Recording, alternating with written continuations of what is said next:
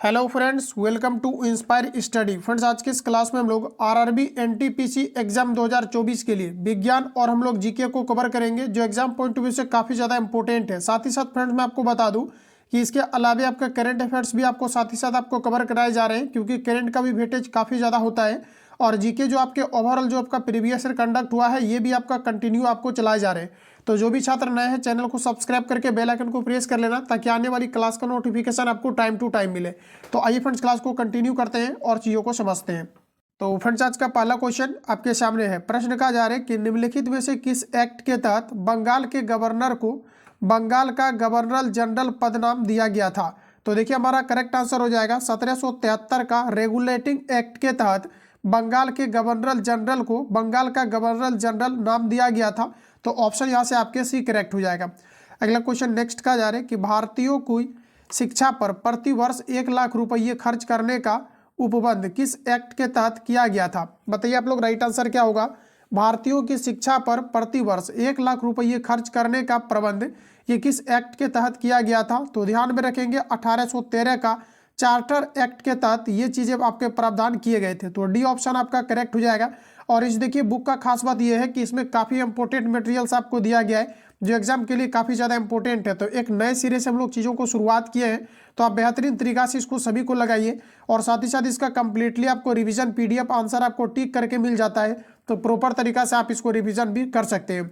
अगला क्वेश्चन है, कहा जा रहा है कि निम्नलिखित में से कौन सा कथन आपको सत्य दिया गया है। तो फ्रेंड्स, आपका पहला स्टेटमेंट है भारत के प्रथम governor general Lord William Bentinck थे। तो देखिए यहाँ पर हमारा जो स्टेटमेंट है ये बिल्कुल आपका करेक्ट हो जाएगा। भारत के प्रथम गवर्नर जनरल कौन था, तो लॉर्ड विलियम बेंटिंग था। तो पहला स्टेटमेंट आपका करेक्ट दिया गया है। चलिए अगला क्वेश्चन नेक्स्ट हमारा कहा जा रहा है कि निम्नलिखित में से किस अधिनियम में प्रस्तावना का अभाव था।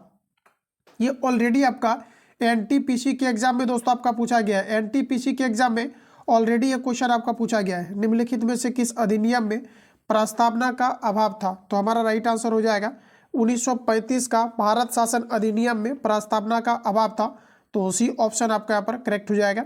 अगला प्रश्न है कि भारत शासन अधिनियम 1935 के तहत निम्नलिखित में से कौन सा विषय संघ सूची में शामिल नहीं था। देखिए, अगर 1935 भारत शासन अधिनियम की अगर बात करेंगे तो इसमें आपका तार संबंधित था, बीमा संबंधित था और डाक भी संबंधित था, लेकिन फ्रेंड्स इसमें आपका शांति असंबंधित था। तो ऑप्शन नंबर आपका यहाँ पर डी करेक्ट हो जाएगा। चलिए अगला क्वेश्चन कहा जा रहा है कि आरबीआई की स्थापना कब किया गया था।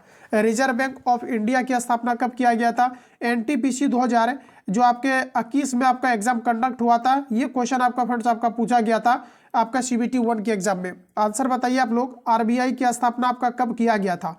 तो देखिए हमारा करेक्ट आंसर हो जाएगा 1 अप्रैल 1935 को आरबीआई की स्थापना किया गया था।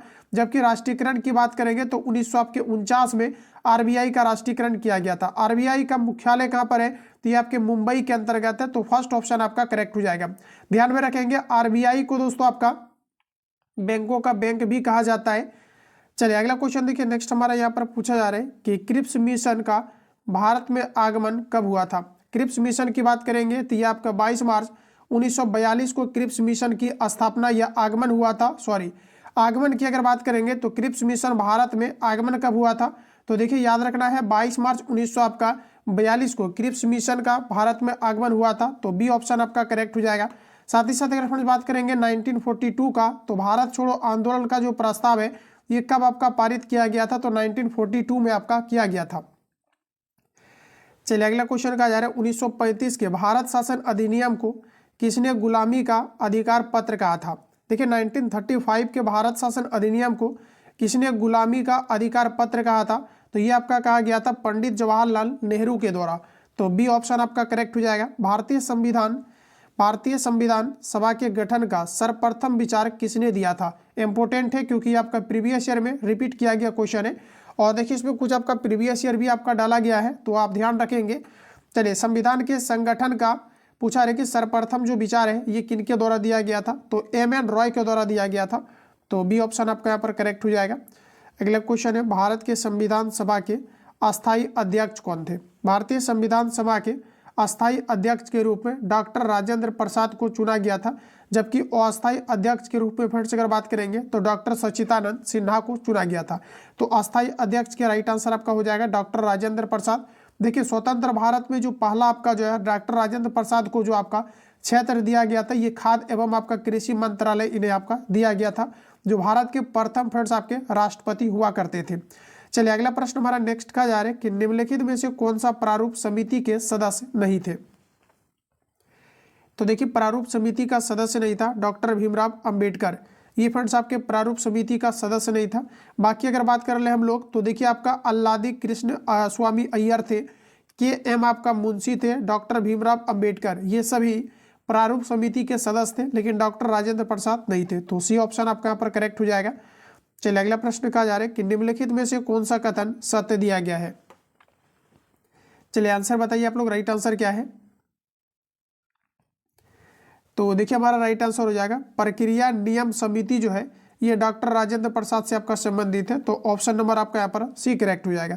अगला क्वेश्चन है भारत के संविधान की प्रस्तावना में अब तक कितनी बार संशोधन किया गया है। इंपोर्टेंट है, आंसर लगाइए, करेक्ट आंसर आपके क्या है। भारत के संविधान की प्रस्तावना में अब तक कितनी बार संशोधन किया गया है। तो देखिए दोस्तों अभी तक आपका केवल एक बार किया गया है, तो फर्स्ट ऑप्शन आपके करेक्ट है। भारत के संविधान में आपातकाल के समय मूल अधिकारों का स्थगन का प्रावधान किस देश के संविधान से ग्रहण किया गया है। तो ये हमारा किया गया है जर्मनी के संविधान से, ऑप्शन नंबर सी करेक्ट हो जाएगा। भारतीय संविधान में आपातकाल के समय मूल अधिकारों यानी फंडामेंटल राइट्स का जो हनन है ये कहाँ से लिया गया है, तो ये आपके जर्मनी के संविधान से लिया गया है। जबकि अगर बात करेंगे तो फंडामेंटल राइट्स जो हमारा है आर्टिकल 20 और 21 ये आपातकाल के दौरान भी नष्ट नहीं होता है। तो ये पॉइंट आपको यहाँ पर जो है याद रखनी है। अगला क्वेश्चन हमारा नेक्स्ट कहा जा रहा है कि भारत के संविधान के मूल भाग में कितनी अनुसूचियां थी। देखिए मूल भाग में टोटल आपकी जो है 8 अनुसूचियां थी, तो ऑप्शन नंबर आपका बी करेक्ट हो जाएगा। वर्तमान में टोटल अभी आपके 12 अनुसूचियां हैं, तो ध्यान में रखेंगे, ऑप्शन नंबर आपका बी करेक्ट है। अगला प्रश्न कहा जा रहा है कि भारत के संविधान में आपातकालीन उपबंध से संबंधित भाग कौन सा है। तो देखिए फ्रेंड्स आपका राइट आंसर हो जाएगा, ये आपका करेक्ट आंसर आपके भाग 18 आपका हो जाएगा, जो आपातकालीन उपबंध से आपका संबंधित है। चलिए नेक्स्ट क्वेश्चन की ओर चलेंगे। अगला क्वेश्चन कहा जा रहा है भाग 1 यानी सूची 1 को सूची 2 के साथ सुमेलित कीजिए तथा कूट की सहायता से उत्तर का चयन करें। पहला देखिए आर्टिकल हमारा 153 दिया गया है। आर्टिकल 153 की अगर फ्रेंड्स बात करेंगे तो ये आपके राज्यों के राज्यपाल से आपका संबंधित है, तो ये आपका 3 के साथ चला जाएगा। आर्टिकल 52 की अगर बात करेंगे तो ये आपके राष्ट्रपति, भारत का राष्ट्रपति से आपका संबंधित है, तो ये आपका 1 के साथ चला जाएगा। आर्टिकल 155 की अगर बात करेंगे तो ये राज्यपाल की नियुक्ति से आपका संबंधित है, और आर्टिकल आपका 154 जो है ये आपका राष्ट्रपति का निर्वाचन से संबंधित है। तो इस प्रकार से इसका एक स्क्रीनशॉट आप सभी लोगों को लेना है और दिए गए कूट का यहाँ पर आपको आंसर लगाना है। तो यहाँ पर देखिए आपका पहला ऑप्शन आपका करेक्ट हो जाएगा। चलिए नेक्स्ट क्वेश्चन हमारा कुछ इस प्रकार से है, भारत के संविधान का भाग 1 किससे संबंधित है ये आपको ऊपर बताना है। तो देखिए हमारा यहाँ पर राइट आंसर हो जाएगा आर्टिकल आपका 1 जो है ये आपके संघ और उसका राज्य क्षेत्र से संबंधित है, तो ऑप्शन नंबर आपका बी करेक्ट हो जाएगा। अगला क्वेश्चन है मद्रास राज्य के तेलुगु भाषियों के नेतृत्व में आंदोलन प्रारंभ किया। मद्रास राज्य के तेलुगु भाषियों के नेतृत्व में आंदोलन प्रारंभ किसने किया था। तो ये देखिए आपका किया गया था श्री रामुल्लू के द्वारा किया गया था, ऑप्शन नंबर यहाँ से आपका सी करेक्ट हो जाएगा। जबकि दोस्तों भाषा के आधार पर बनने वाला जो पहला राज्य है ये आपके आंध्र प्रदेश है, ध्यान में रखेंगे, ये आपका आंध्र प्रदेश है, ऑप्शन आपका सी करेक्ट हो जाएगा। अगला क्वेश्चन है कि 36वें संविधान संशोधन यानी 36वें संशोधन द्वारा वर्ष 1975 में किस राज्य को पूर्व राज्य का दर्जा दिया गया है। ये क्वेश्चन आपका ऑफिशियल आपका एनटीपीसी के एग्जाम में प्रीवियस ईयर में रिपीट किया गया है। तो देखिए 36वां संविधान संशोधन 1975 में हुआ है, और इस समय दोस्तों आपका सिक्किम को राज्य का दर्जा मिला है, तो ऑप्शन आपका बी करेक्ट हो जाएगा। सिक्किम को राज्य का दर्जा कब मिला है, तो 1975 में मिला है, ऑप्शन आपका बी करेक्ट है। अगला क्वेश्चन कहा जा रहा है कि जम्मू कश्मीर और लद्दाख नामक 2 केंद्र शासित प्रदेश कब बनाए गए थे। जम्मू कश्मीर और लद्दाख 2 केंद्र शासित प्रदेश कब बनाए गए थे, तो 31 अक्टूबर 2019 में बनाया गया था, डी ऑप्शन आपका करेक्ट हो जाएगा। राज्य पुनर्गठन आयोग प्रथम की अध्यक्षता किसने किया था। राज्य पुनर्गठन आयोग प्रथम की अध्यक्षता किनके द्वारा किया गया था, तो हमारा राइट आंसर हो जाएगा फजल अली के द्वारा। फजल अली के द्वारा राज्य पुनर्गठन आयोग प्रथम की अध्यक्षता किया गया था, तो फर्स्ट ऑप्शन आपका करेक्ट हो जाएगा। चलिए नेक्स्ट क्वेश्चन फ्रेंड्स हमारा, और इसके पहले एक छोटा सा इन्फॉर्मेशन दे दूं कि जो भी छात्र एनटीपीसी के लिए जो भी आपकी क्लास चल रहा है इसका कंप्लीटली आपको आंसर आपको टिक करके पीडीएफ दिया जाता है, ताकि आप प्रॉपर तरीका से रिवीजन कर पाए। और इस बुक का खास बात यह है, इसमें जितने भी आपका मटेरियल्स दिया गया है ये एनटीपीसी के लिए ऑथेंटिक आपका सिलेक्ट हुआ है। और इसमें टॉपिक वाइज भी कुछ क्वेश्चंस आपका दिया गया है जहां से लगातार आपका एनटीपीसी एग्जाम में प्रश्न आपके पूछता है। इसके अलावा यहाँ पर आपको डेली 100 क्वेश्चन का एक आपको टेस्ट लगाना है। साथ ही साथ पटना में कार्यरत सभी संस्थान का A to Z आपका class notes plus offline online test का A to Z आपको मटेरियल्स दिया जा रहा है। एज ए आप इसको टेस्ट भी लगाएंगे। इसके अलावा फ्रेंड्स आपका लेक्चर वाली क्लास विज्ञान प्लस आपका GK notes A to Z मिल रहा है। बुक की अगर बात करेंगे तो एनटीपीसी या ग्रुप डी या रेलवे का ओवरऑल जितने भी आपका लेटेस्ट एडिशन अभी लॉन्च हुआ है ये सारा कुछ आपका दिया जा रहा है। अगर आपको किसी प्रकार के एक्स्ट्रा बुक की आवश्यकता हो तो ये आप कॉल या SMS करके इंक्वायरी लेंगे, आपको डायरेक्टली भेज दिया जाएगा। किसी भी तरह का आपको फी पेमेंट नहीं करना है। इस नंबर पे कॉल या SMS करके आप इंक्वायरी ले सकते हैं। वन टाइम इसके लिए 99 आपको पेमेंट करके ज्वाइन करना है ताकि आप बेहतर तरीका से इंप्रूवमेंट कर पाए। और जितने भी आपका सिलेक्टिव क्वेश्चन है, क्योंकि GS का काफ़ी ज़्यादा आपका वेटेज है, इस कारण से सभी कुछ यहाँ पर आपका A to Z सिलेक्टिव आपको प्रोवाइड किया जा रहा है। चलिए नेक्स्ट क्वेश्चन की ओर चलते हैं। अगला प्रश्न कहा जा रहा है कि निम्नलिखित में से किस संविधान संशोधन अधिनियम द्वारा राज्यों की श्रेणियों को समाप्त कर दिया गया था। तो किस संविधान संशोधन अधिनियम द्वारा राज्य की श्रेणियों को समाप्त कर दिया गया था। तो देखिए फ्रेंड्स हमारा करेक्ट आंसर हो जाएगा 7वें संविधान संशोधन अधिनियम के द्वारा राज्यों की श्रेणियों को समाप्त कर दिया गया था। तो इस प्रकार से हमारा जो राइट आंसर हो जाएगा ऑप्शन नंबर आपका A करेक्ट हो जाएगा। अगला प्रश्न कहा जा रहा है कि भारत के संविधान के किस अनुच्छेद में भारत के लिए भारत व इंडिया दोनों शब्द का प्रयोग किया गया है। तो देखिए हमारा राइट आंसर हो जाएगा आर्टिकल आपका 1। उत्तरी क्षेत्रीय परिषद का मुख्यालय कहाँ अवस्थित है। उत्तरी क्षेत्रीय मुख्यालय कहाँ पर है, तो आपका राइट आंसर हो जाएगा नई दिल्ली। उत्तरी क्षेत्रीय परिषद का मुख्यालय कहाँ पर है, तो नई दिल्ली के अंतर्गत ऑप्शन आपका C करेक्ट है। अगला है कहा जा रहा है कि पश्चिमी क्षेत्रीय परिषद में सम्मिलित राज्य कौन सा है।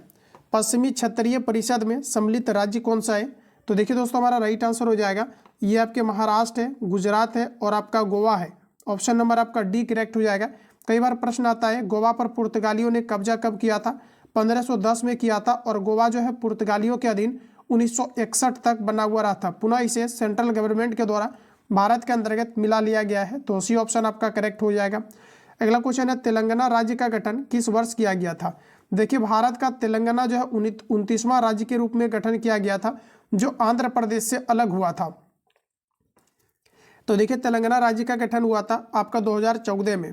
तो फर्स्ट ऑप्शन आपका करेक्ट हो जाएगा। चलिए अगला क्वेश्चन कहा जा रहा है कि भारत के संविधान में नागरिकता संबंधी प्रावधानों का उल्लेख किसमें किया गया है। नागरिकता की बात करेंगे तो आर्टिकल 5 से लेकर के 11 तक नागरिकता संबंधी उल्लेख किया गया है। ऑप्शन आपका B करेक्ट हो जाएगा जो भाग 2 के अंतर्गत आपके आते हैं। चलिए नेक्स्ट क्वेश्चन फ्रेंड्स कहा जा रहा है कि भारतीय नागरिकता से संबंधित विषयों के संबंध में व्यवस्था करने का अधिकार किसे प्राप्त है। भारतीय नागरिकता से संबंधित विषयों के संबंध में व्यवस्था करने का अधिकार किसके पास होता है। तो हमारा राइट आंसर हो जाएगा संसद को। ऑप्शन नंबर आपका C करेक्ट हो जाएगा। पुनः गृह मंत्रालय के द्वारा इस पर जो है डिसीजन लिया जाता है। अगला क्वेश्चन है भारतीय नागरिकता अधिनियम 1955 के अनुसार निम्नलिखित में से किस आधार पर नागरिकता प्राप्त की जा सकती है। चलिए आंसर करेंगे आप लोग। भारतीय नागरिकता अधिनियम 1955 के अनुसार निम्नलिखित में से किस आधार पर नागरिकता प्राप्त की जा सकती है। तो देखिए नागरिकता 5 प्रकार से प्राप्त किया जा सकता है। आंसर बताइए आप लोग, राइट आंसर आपका क्या है। तो देखिए आपका करेक्ट आंसर हो जाएगा जन्म से, रक्त संबंध या जो है आपका वंशाधिकार से, इसके अलावा पंजीकरण के द्वारा प्राप्त किया जा सकता है। ऑप्शन नंबर D करेक्ट हो जाएगा इनमें से सभी। अगला क्वेश्चन है भारतीय नागरिकता संशोधन अधिनियम 1986 के तहत निम्नलिखित में से कौन सी शर्त शामिल नहीं है। चलिए आंसर बताइए आप लोग, करेक्ट आंसर क्या है। तो देखिए हमारा करेक्ट आंसर हो जाएगा उसने विदेशी भारतीय नागरिकता प्राप्त कर रखी हो। देखिए अगर आप किसी भी जो है दूसरे देश की नागरिकता को प्राप्त करते हैं तो भारत से नागरिकता आपकी खत्म कर दी जाती है। तो ऑप्शन नंबर यहाँ से आपका D करेक्ट हो जाएगा जो कि बिल्कुल आपका शामिल नहीं है। अब देखिए पूछा जा रहा है कि भारतीय नागरिकता संशोधन अधिनियम 1986 के तहत निम्नलिखित में से कौन सी शर्त शामिल नहीं है। तो ये फ्रेंड्स आपका शामिल नहीं था लेकिन अब आपका शामिल है। तो यहाँ से ऑप्शन नंबर आपका जो है D आपका करेक्ट हो जाएगा। अगला क्वेश्चन कहा जा रहा है कि नागरिकता संशोधन अधिनियम 2019 के तहत किस देश प्रवासियों को भारतीय नागरिकता देने का प्रावधान किया गया है। तो देखिए हमारा प्रश्न कहा जा रहा है कि नागरिकता संशोधन अधिनियम 2019 के तहत किस देश प्रवासियों को भारतीय नागरिकता देने का प्रावधान है। तो देखिए अभी जो है किस देश को नागरिकता दिया जा सकता है। तो देखिए अफगानिस्तान को दिया जा सकता है, बांग्लादेश को दिया जा सकता है, पाकिस्तान को दिया जा सकता है। तो ऑप्शन नंबर यहाँ से आपका डी करेक्ट हो जाएगा, यानी कि इनमें से आपका सभी फ्रेंड्स आपके करेक्ट दिया गया है। अगला प्रश्न कहा जा रहा है कि मौलिक अधिकारों के संदर्भ में निम्नलिखित में से कौन सा पूछा रहे कथन आपको औसत दिया गया है। तो देखिए हमारा राइट आंसर हो जाएगा वर्तमान में 7 मौलिक अधिकार है, जो बिल्कुल आपका गलत है। देखिए 7 मौलिक अधिकार हमारा फंडामेंटल राइट्स ये मूल संविधान में था, लेकिन देखिए आपके 44वां संविधान संशोधन के तहत 1978 में संपत्ति के अधिकार को हटा दिया गया और इसे कानूनी अधिकार के रूप में बनाया गया है, जिसे आर्टिकल 301 के अंतर्गत आपको रखे गए हैं। चलिए अगला क्वेश्चन देखिए नेक्स्ट कहा जा रहा है कि संपत्ति का अधिकार वर्तमान में भारत के संविधान के किस अनुच्छेद में वर्णित है। तो देखिए संपत्ति का अधिकार आर्टिकल 300A या को के अंतर्गत आप कह सकते हैं। तो ऑप्शन नंबर यहाँ से आपका फ्रेंड्स सी ऑप्शन आपका करेक्ट हो जाएगा। अगला क्वेश्चन का आंसर लगाइए आप लोग, राइट आंसर आपका क्या है। तो देखिए पहला हमारा कहा जा रहा है कि आर्टिकल आपका 18 दिया गया है, तो इसमें देखिए उपाधि से रिलेटेड आपका चर्चा है, और ये देखिए हमारा सही आंसर चला जाएगा, 4 के साथ चला जाएगा। आर्टिकल 21 दिया गया है, और ये हमारा देखिए दैहिक स्वतंत्रता से आपका संबंधित है। आर्टिकल आपका 23 दिया गया है, जो हमारा बेगार प्रथा से आपका संबंधित है। आर्टिकल 24 की अगर बात करेंगे तो ये बलाश्रम निषेध से आपका संबंधित है। तो इसका भी एक स्क्रीनशॉट आपको लेना है। यहाँ पर देखिए आपका पहला ऑप्शन जो है आपका करेक्ट हो जाएगा। अगला क्वेश्चन कहा जा रहा है किसी व्यक्ति को अवैध रूप से बंदी बनाने पर उसे छुड़वाने हेतु कौन सी याचिका जारी की जाती है। किसी व्यक्ति को अगर बंदी बनाया गया है तो उसे छुड़वाने के लिए किस प्रकार की याचिकाएं रिट जारी की जाती है। तो देखिए हमारा राइट आंसर हो जाएगा, इसे हम लोग बंदी प्रत्यक्षीकरण कहते हैं। डी ऑप्शन आपका यहाँ पर करेक्ट है। अगला क्वेश्चन फ्रेंड्स कहा जा रहा है कि भारतीय संविधान का अनुच्छेद 21A निम्नलिखित में से किस आयु वर्ग के बच्चों की निःशुल्क एवं अनिवार्य शिक्षा का प्रावधान करता है। काफ़ी इंपॉर्टेंट है, जो बराबर रिपीट हुआ है आपके एग्जाम में। तो आपका करेक्ट आंसर हो जाएगा 6 से लेकर के 14 वर्ष बच्चों के लिए अनिवार्य शिक्षा का प्रावधान किया गया है, जिसका वर्णन आर्टिकल 21A के अंतर्गत आपको दिया गया है। चलिए नेक्स्ट क्वेश्चन कहा जा रहा है कि भारत के संविधान का अनुच्छेद 15A राज्य को अपने नागरिकों के साथ कुछ निश्चित आधारों पर विभेद का प्रतिषेध करता है। इन आधारों में निम्नलिखित में से कौन सा समर्पित नहीं है, ये आपको ऊपर बताना है। तो देखिए ऑप्शन आपका बी करेक्ट हो जाएगा। ये भाषा नहीं है, बाकी जन्म के आधार पर या मूल वंश या धर्म के आधार पर भेदभाव आपका निषेध है। तो ऑप्शन नंबर आपका बी करेक्ट हो जाएगा। अगला क्वेश्चन है मेनका गांधी बनाम भारत संघ 1978 वाद संविधान के किस अनुच्छेद से संबंधित है। मेनका गांधी बनाम भारत संघ 1978 वाद संविधान के किस अनुच्छेद से संबंधित है। तो देखिए आपका करेक्ट आंसर हो जाएगा आर्टिकल 21 से संबंधित है। तो बी ऑप्शन आपका सही है। भारतीय संविधान में निम्नलिखित में से कौन सा प्रावधान संवैधानिक उपचारों के अधिकार में सम्मिलित नहीं है। संवैधानिक उपचारों के अधिकार में सम्मिलित नहीं है, तो ये देखिए आपका परमादेश संबंधित है, बंदी प्रत्यक्षीकरण संबंधित है, अधिकार परीक्षा संबंधित है, सर्व शिक्षा समा ये फ्रेंड्स आपका संबंधित नहीं है। तो ऑप्शन नंबर आपका ए करेक्ट है। नेक्स्ट क्वेश्चन कहा जा रहा है 86 में संविधान संशोधन अधिनियम 2002 द्वारा अनुच्छेद 21 क के अंतर्गत निम्नलिखित में से किसको मौलिक अधिकार का दर्जा प्रदान किया गया है। देखिए 86वां संविधान संशोधन के तहत 2002 में मौलिक अधिकार में किसे संवैधानिक दर्जा प्राप्त किया गया है। तो ये दोस्तों आपका किया गया है शिक्षा के अधिकार को। ऑप्शन नंबर यहाँ पर आपका ए करेक्ट हो जाएगा। चलिए नेक्स्ट क्वेश्चन का जा रहा है कि भारत के संविधान का कौन सा अनुच्छेद प्रेस की स्वतंत्रता को उल्लेखित करता है। आर्टिकल 19 के अंतर्गत प्रेस की स्वतंत्रता का उल्लेख मिलता है। तो बी ऑप्शन आपका करेक्ट हो जाएगा। चलिए अगला प्रश्न हमारा कहा जा रहा है कि भारत का संविधान निम्नलिखित में से कौन सा अधिकार प्रदान नहीं करता है। देखिए समानता का अधिकार, स्वतंत्रता का अधिकार, समान आवास का अधिकार, धर्म की स्वतंत्रता का अधिकार। तो देखिए हमारा करेक्ट आंसर हो जाएगा ऑप्शन नंबर आपका सी। देखिए समान आवास का अधिकार ये हमारा फंडामेंटल राइट्स नहीं है, संपत्ति का अधिकार है, स्वतंत्रता का अधिकार और धर्म की स्वतंत्रता का अधिकार। तो ये प्रकार से हमारा राइट आंसर सी हो जाएगा। विधि के समक्ष समानता तथा विधियों का समान संरक्षण इन दोनों प्रकार की व्याख्या का उल्लेख भारत के संविधान के कौन से अनुच्छेद में मिलता है। चलिए आंसर बताएंगे। विधि के समक्ष समानता और विधियों का समान संरक्षण किस प्रकार के आर्टिकल में। तो ये देखिए हमारा करेक्ट आंसर हो जाएगा आर्टिकल 14 के अंतर्गत दिया गया है।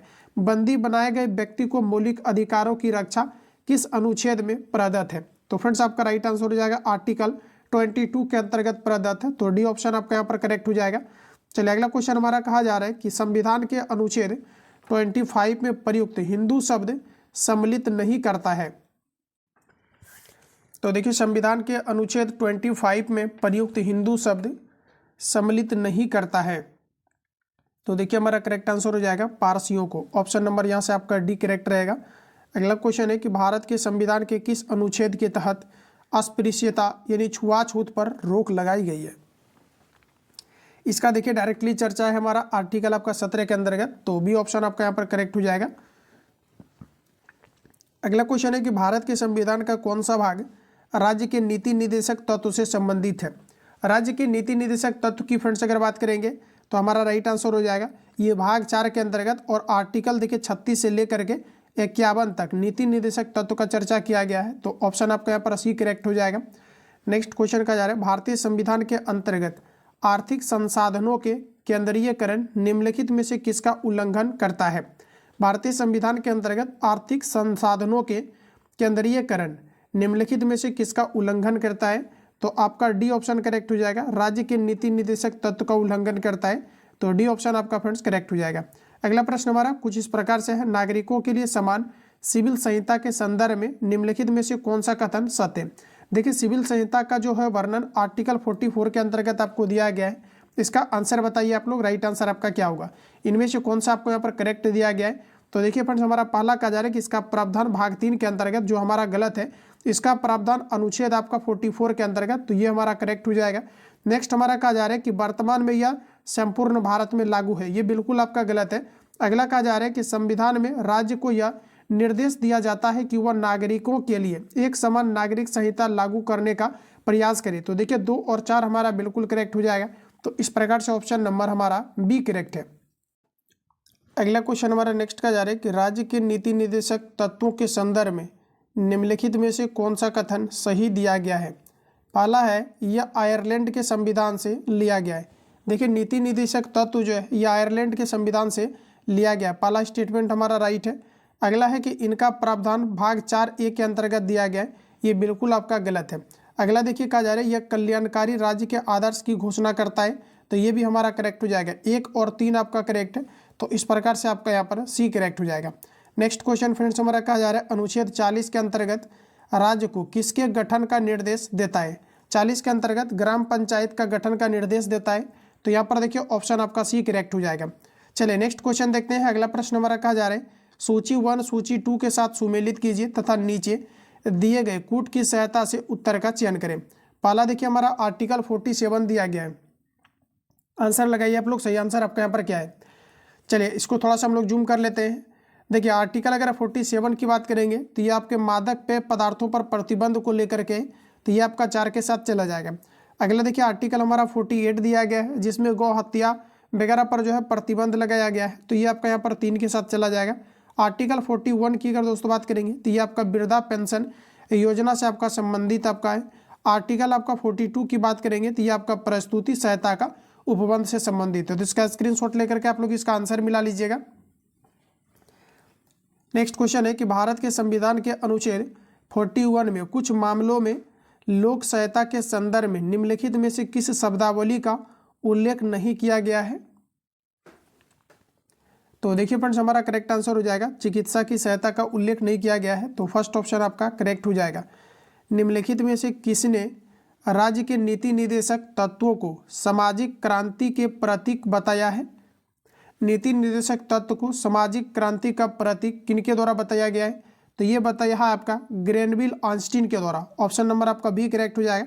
भारत में न्यायपालिका का कार्यपालिका से पृथकीकरण निम्नलिखित में से किसमें उल्लेखित है। एनटीपीसी का पूछा हुआ क्वेश्चन है, आंसर बताएंगे आप लोग। भारत में न्यायपालिका का कार्यपालिका से पृथकीकरण निम्नलिखित में से किसमें उल्लेखित किया गया है। तो फ्रेंड्स आपका राइट आंसर हो जाएगा राज्य की नीति निर्देशक तत्व के रूप में। तो ऑप्शन नंबर आपका डी करेक्ट है। अगला क्वेश्चन है कि निःशुल्क न्याय व विधिक सहायता का प्रावधान किस अनुच्छेद में वर्णित है। निःशुल्क न्याय और विधिक सहायता का प्रावधान किस आर्टिकल में है। तो ये हमारा आर्टिकल 39A के अंतर्गत है। तो बी ऑप्शन आपका करेक्ट। नेक्स्ट क्वेश्चन का जा रहा है कि निम्नलिखित में से किस वाद में सर्वोच्च न्यायालय ने नीति निर्देशक तत्वों की तुलना में मूल अधिकारों की प्राथमिकता दिया है। तो मूल अधिकारों को प्राथमिकता दिया है। चंपाकम दोसाई बनाम मद्रास राज्यवाद 1950 के तहत। तो देखिए ऑप्शन नंबर आपका यहाँ पर ए करेक्ट है। अगला प्रश्न हमारा कहा जा रहा है कि पोषाहार स्तर और जीवन को ऊंचा करने तथा स्वास्थ्य का सुधार करने का राज्य का कर्तव्य उपबंधित है। ये फ्रेंड्स आपका दिया गया है आर्टिकल 47 के अंतर्गत। तो बी ऑप्शन आपका करेक्ट हो जाएगा। पोषाहार स्तर और जीवन को ऊंचा करने तथा स्वास्थ्य का सुधार करने का राज्य का कर्तव्य उपबंधित संबंधित है। तो हमारा राइट आंसर हो जाएगा आर्टिकल 47 के अंतर्गत। निम्नलिखित में से किसने माना कि नीति निर्देशक तत्व एक ऐसा चेक है जिनका भुगतान बैंक की इच्छा पर निर्भर है। तो ये देखिए आपका कहा गया है केटी शाह के द्वारा। तो फर्स्ट ऑप्शन यहाँ से आपके करेक्ट हो जाएंगे। चलिए नेक्स्ट क्वेश्चन हमारा कुछ इस प्रकार है, कहा जा रहा है नीति निर्देशक तत्व पुण्य आत्माओं की महत्वाकांक्षा है, यह कथन निम्नलिखित में से किसने कहा था। तो ये देखिए आपका कहा गया था सर आइवर जेनिंग्स के द्वारा। तो फर्स्ट ऑप्शन यहाँ से आपका करेक्ट हो जाएगा। नेक्स्ट क्वेश्चन है फ्रेंड, सूची 1 को सूची 2 से सुमेलित कीजिए तथा नीचे दिए गए कूट की सहायता से उत्तर का चयन करें। तो यहाँ पर देखिए हमारा ऑप्शन आपके सामने दिया गया है, इसका आंसर लगाएंगे। तो देखिए यहाँ पर आपको कहा जा रहा है आर्टिकल आपका 45, ये फ्रेंड्स आपका संबंधित है आर्टिकल 45 बालकों के लिए निःशुल्क और अनिवार्य शिक्षा का प्रावधान। ठीक है, तो ये आपका यहाँ पर ए के साथ आपका चला जाएगा। इसके बाद यहाँ पर आर्टिकल 48 दिया गया है। तो ये देखिए आपका कृषि पशुपालन का संगठन, ये आपका 3 के साथ चला जाएगा। आर्टिकल 51 की अगर बात करेंगे तो ये हमारा चला जाएगा जो है अंतर्राष्ट्रीय शांति और सुरक्षा की समृद्धि से।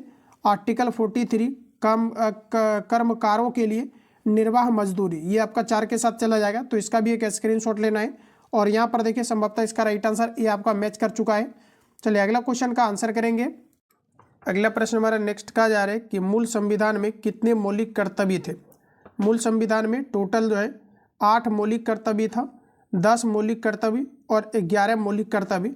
तो देखिए बताइए आप लोग मूल संविधान में टोटल जो है कितने आपके मौलिक कर्तव्य थे, ये आपको पर पूछा रहा है। देखिए साथियों मूल संविधान में टोटल मौलिक कर्तव्य पूछे जा रहे हैं कि मूल संविधान में टोटल कितने मौलिक कर्तव्य था। तो यहाँ पर देखिए हमारा जो करेक्ट आंसर हो जाएगा ऑप्शन नंबर आपका सी करेक्ट हो जाएगा। 11 मौलिक कर्तव्य था जिसका वर्णन आर्टिकल हमारा 51A के अंतर्गत दिया गया है। तो सी ऑप्शन आपका करेक्ट हो जाएगा। नेक्स्ट क्वेश्चन है, भारत के संविधान के भाग 4 को जोड़ा गया है। भारत के संविधान में भाग 4 को जोड़ा गया है, कौन से संविधान संशोधन के तहत। आंसर करेंगे आप लोग, राइट आंसर आपका क्या है। तो फ्रेंड्स आपका यहाँ पर राइट आंसर की बात करें तो ऑप्शन नंबर आपका बी करेक्ट हो जाएगा। 42वें संविधान संशोधन को जोड़ा गया है। इसे देखिए मिनी संविधान भी कहा जाता है। तो बी आपका करेक्ट हो जाएगा। भारतीय संविधान में 11वां मौलिक कर्तव्य किस वर्ष जोड़ा गया था। 11वां मौलिक कर्तव्य किस वर्ष जोड़ा गया था। ये 2002 में 11वां मौलिक कर्तव्य को जोड़ा गया है। तो बी ऑप्शन आपका यहाँ पर राइट है। चलिए नेक्स्ट क्वेश्चन हमारा कुछ इस प्रकार है, भारतीय संविधान में मूल कर्तव्यों को शामिल करने का विचार किस देश के संविधान से लिया गया। मूल कर्तव्यों को शामिल करने का विचार ये आपके पूर्व सोवियत संघ के संविधान से लिया गया है। तो डी ऑप्शन आपका करेक्ट है। निम्नलिखित में से कौन सी एक समिति ने नागरिकों के मूल कर्तव्य को संविधान में सम्मिलित करने की अनुशंसा की थी। तो फ्रेंड्स याद रखना है कि निम्नलिखित में से कौन सी एक समिति ने नागरिकों के मूल कर्तव्य को संविधान में सम्मिलित करने की अनुशंसा की थी। तो ये फ्रेंड्स आपका किया गया था स्वर्ण सिंह समिति के द्वारा। तो भी आपका यहाँ पर करेक्ट है। अगला प्रश्न है कि मौलिक कर्तव्यों की अवहेलना करने वालों को क्या कहा जाता है। मौलिक कर्तव्यों को अवहेलना करने वालों को का दंड देने योग्य की व्यवस्था नहीं है। देखिए मौलिक कर्तव्यों की अवहेलना करने वालों को दंड देने की व्यवस्था नहीं है। तो ऑप्शन नंबर यहाँ पर आपका बी आपका राइट हो जाएगा। चलिए नेक्स्ट क्वेश्चन हमारा कहा जा रहा है कि निम्नलिखित में से कौन सा एक मौलिक कर्तव्य नहीं है। मौलिक कर्तव्य कौन सा इसमें आपका नहीं दिया गया है। तो देखिए हमारा एग्जैक्ट आंसर हो जाएगा धर्मनिरपेक्षता का पालन करना। ये फ्रेंड्स आपका मौलिक कर्तव्य नहीं है। तो ऑप्शन नंबर आपका बी करेक्ट हो जाएगा। अगला क्वेश्चन है, राष्ट्रीय ध्वज एवं राष्ट्रगान का आदर करना ये किस प्रकार के राइट्स है। तो ये आपका राइट आंसर हो जाएगा प्रत्येक नागरिक का मूल कर्तव्य होगा। ऑप्शन नंबर आपका बी करेक्ट है। तो फ्रेंड्स आज की इस क्लास को हम लोग यहीं पर खत्म करते हैं क्वेश्चन नंबर 70 पर। बाकी बचे हुए मटेरियल्स को हम लोग नेक्स्ट डे कवर करेंगे।